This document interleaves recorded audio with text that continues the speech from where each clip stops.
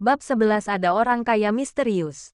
Tuan Muda Wang memimpin sekelompok bawahannya dan berjalan mendekati Murong Qianyu. Murong Qianyu tampak sedikit tidak sabar. Jangan teriak-teriak, Qianyu Qianyu. Apa kau dan aku punya hubungan setengah nanyuan? Kalau ada yang kentut, kentut saja cepat. Kalau tidak, jangan dekat-dekat denganku. Sayang sekali. Di hadapan orang luar, kau bahkan tidak memberiku muka sedikit pun. Aku datang ke sini bersama Presiden Bang Xiaoguo untuk mengunjungi tamu yang sangat terhormat. Jika aku cukup beruntung untuk bertemu dengannya, kurasa dia akan memberiku sedikit informasi. Dan aku akan memiliki kesempatan untuk menjadi orang muda terkaya di dunia. Qianyu, apakah kau ingin pergi bersamaku untuk melihatnya sendiri? Tuan Muda Wang jelas tidak terkejut dengan sikap Murong Qianyu. Senyum cerah di wajahnya tidak berkurang sedikit pun, dan dia mengundangnya dengan tulus. Sekali lagi kuperingatkan, jangan panggil aku dengan sebutan yang terlalu akrab. Jangan sampai Tuan Meng salah paham. Murong Qianyu tampak sedikit tidak berdaya. Kalau saja orang lain menempel padanya dengan erat, dia pasti sudah menyuruh pengawalnya menangkapnya dan melemparkannya ke Sungai Huangpu untuk mandi.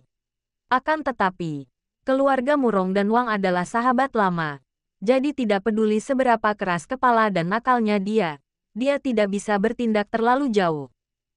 Tuan Muda Wang tampak sedikit tertegun. Tuan Meng salah paham. Apakah dia Tuan Meng yang pacarnya direnggut oleh anak dari keluarga Chen? Bagaimana mungkin seorang lelaki yang bahkan tidak bisa menaklukkan seorang playboy dari keluarga bangsawan layak bersaing dengan Tuan Muda Wang untuk mendapatkan seorang wanita? Dan tampaknya Murong Qianyu serius. Apakah ini hilangnya kemanusiaan atau kemerosotan moralitas? Dunia ini sungguh gila. Dalam kesannya, Murong Qianyu selalu menjadi wanita yang sangat rasional, dan standarnya dalam memilih pasangan hampir keras. Dia tidak seharusnya terbutakan oleh cinta pada pandangan pertama. Tuan Muda Wang menoleh, menatap Meng Yu dengan cepat dan serius. Lalu mengulurkan tangan kanannya dan berkata sambil tersenyum, "Halo, Saudara Meng, senang bertemu denganmu. Namaku Wang Zeng." Seperti kata pepatah, jangan pukul seseorang yang tersenyum padamu. Selain itu, tidak ada konflik substansial antara dia dan Wang Zeng saat ini. Sudut mulut Meng Yu sedikit terangkat, dan dia mengulurkan tangannya dan memegang tangan Wang Zeng dengan erat. "Halo, saya Meng Yu." Dari perkenalan diri Wang Zeng yang sederhana dan rendah hati, Meng Yu dapat mengetahui bahwa Wang Zeng ini jelas bukan generasi kedua yang kaya dan manja.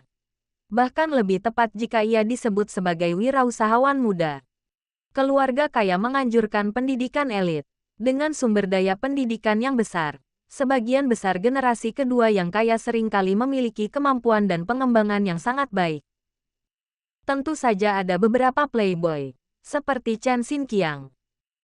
Terlebih lagi, kaum playboy cenderung lebih menonjol dan sering aktif di depan publik serta berkarya di bidang seni, sehingga membentuk stereotip di masyarakat bahwa generasi kedua orang kaya adalah kaum playboy.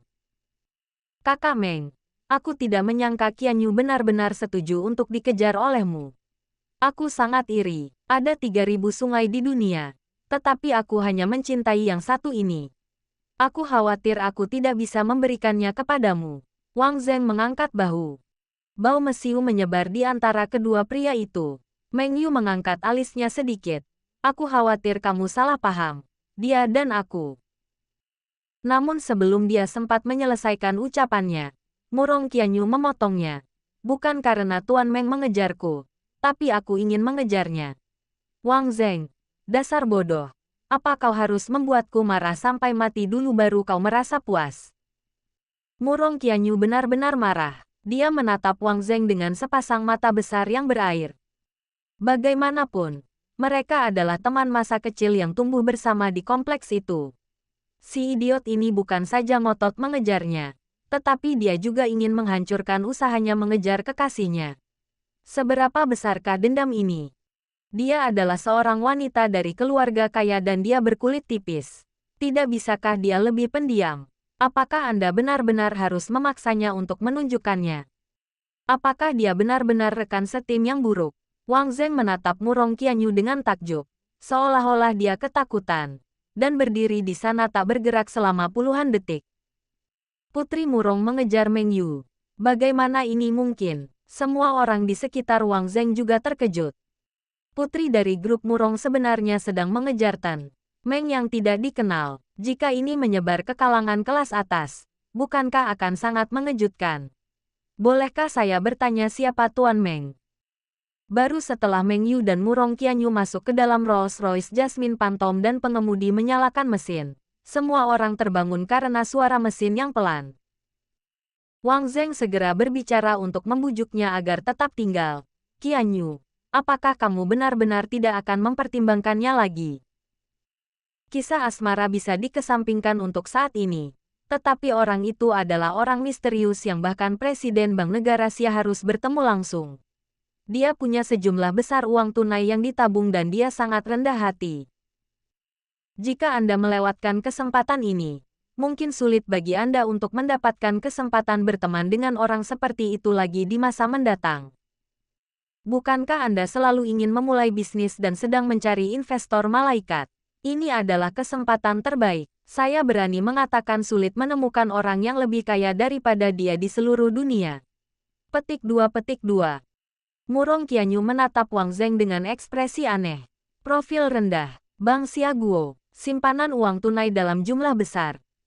Bukankah itu berarti orang yang ingin ditemui Wang Zheng dan Presiden Bank Xiaoguo adalah Meng Yu, yang duduk di sebelahnya? Murong Qianyu tiba-tiba merasa kasihan pada Wang Zheng. Dia juga merupakan pewaris pertama Wang Group dan terbiasa menduduki jabatan tinggi di perusahaan tersebut. Kalau dia tahu Meng Yu adalah sosok misterius yang dipujinya setinggi langit, akankah dia begitu marah sampai-sampai dia akan batuk darah? Tidak perlu, Wang Zheng. Aku sebenarnya tidak tertarik dengan investasi malaikat dari pria kaya misterius itu. Aku hanya menyukai pria tampan yang rendah hati dan ingin pergi ke rumahnya untuk melihatnya. Tidakkah menurutmu begitu, Tuan Meng? Murong Qianyu berkedip. Meng Yu tersenyum tanpa berkomentar setelah mendengar ini. Wang Zheng merasakan sedikit sakit di hatinya saat melihat Rolls-Royce Jasmine Phantom pergi. Wanita yang sangat dicintainya malah pulang bersama pria lain. Dan pria itu lebih tampan darinya. Mungkinkah Murong Qianyu telah mengubah kepribadiannya? Tiba-tiba kehilangan minat untuk memulai bisnis. Hanya ingin menemukan pria tinggi, kaya, dan tampan untuk menghabiskan sisa hidup bersamanya. Ini terlalu menyakitkan, namun di dalam hatinya, wanita tidak sepenting negara. Jadi dia tidak mengejarnya, masih berdiri di sana menunggu kedatangan Presiden Bank Xiaoguo. Kesempatan untuk bertemu seseorang ini sangatlah langka. Jika mereka dapat mengenal orang mulia itu, grup Wang mereka kemungkinan besar akan menjangkau luar Asia Pasifik dan ke seluruh dunia. Mereka sama sekali tidak boleh melewatkan kesempatan ini karena urusan pribadi anak-anak mereka.